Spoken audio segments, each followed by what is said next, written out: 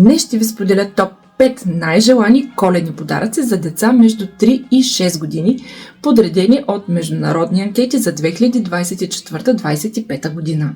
На пето място са книгите с капачета, звуци и 3D елементи. На четвърто място са пъзелите и настолните игри. Идеални са за концентрация и семейно време. На трето място са костюмите за ролеви игри.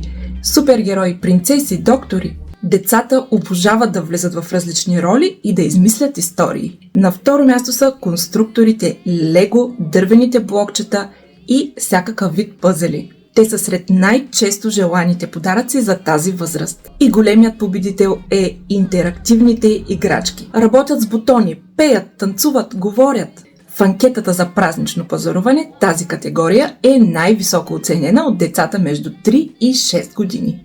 А вие изпратихте ли вашите писма до дядо Коледа?